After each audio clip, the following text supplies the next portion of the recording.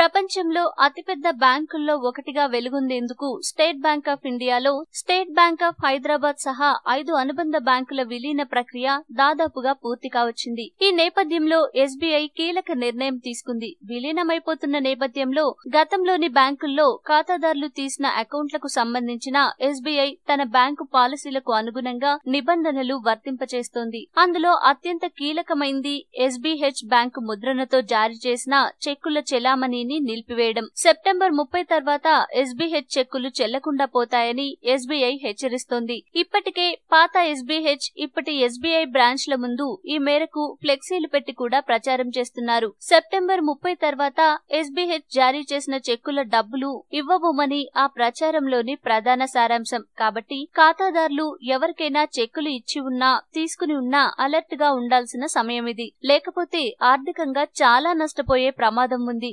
SBH బ్యాంకుల్లోని ఖాతాదారులకు కొత్తగా SBI pass పుస్తకాలు, చెక్ బుక్ల పంపిణీని వేగవంతం చేశారు. అంతేకాకుండా డిజిటల్ లావాదేవీల వైపు ప్రజలను పరుగులు పెట్టించాలని భావించినప్పటికీ అది ఆచరణ సాధ్యం కాకపోవడంతో ఎస్బీఐ ఆలోచనలో పడింది. ఈ క్రమంలో క్రెడిట్ కార్డుల సంస్కృతిని, డిజిటల్ పేమెంట్స్ ను ప్రోత్సహించడానికి ఎస్బీఐ కార్డ్స్ ఉన్నతి ఈ ఆఫర్ ప్రకటించింది. క్రెడిట్ హిస్టరీ వివరాలు లేకపోవడం వల్ల కార్డుల జారీ మెల్లగా సాగుతోంది. ఈ నేపథ్యంలో కొత్త యూజర్ల క్రెడిట్ హిస్టరీని ఈ కార్డుల జారీ ద్వారా తెలుసుకునే వీలుంటుంది. దీనివల్ల వారిని వ్యవస్థీకృత ఆర్థిక స్రవంతిలోకి తీసుకురాగలుగుతామని ఎస్బీఐ చైర్పర్సన్ అరుంధతి భట్టాచార్య అన్నారు. ఇక ఎస్బీఐ మరొక ప్రధాన నిర్ణయం కూడా తీసుకుంది. ఛార్జీల భారంతో వినియోగదారులకు ఒకంత చేదు వార్తలను అందించిన స్టేట్ బ్యాంక్ ఆఫ్ ఇండియా తాజాగా ఖాతాదారులకు కొత్త ఆఫర్ ప్రకటించింది.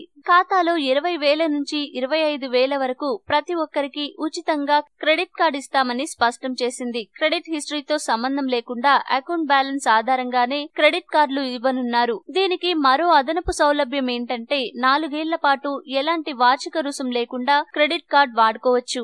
ఈ వీడియో మీకు నచ్చితే లైక్ చేయండి, అందరికీ షేర్ చేయండి, కానీ సబ్స్క్రైబ్ చేయడం మాత్రం మర్చిపోకండి.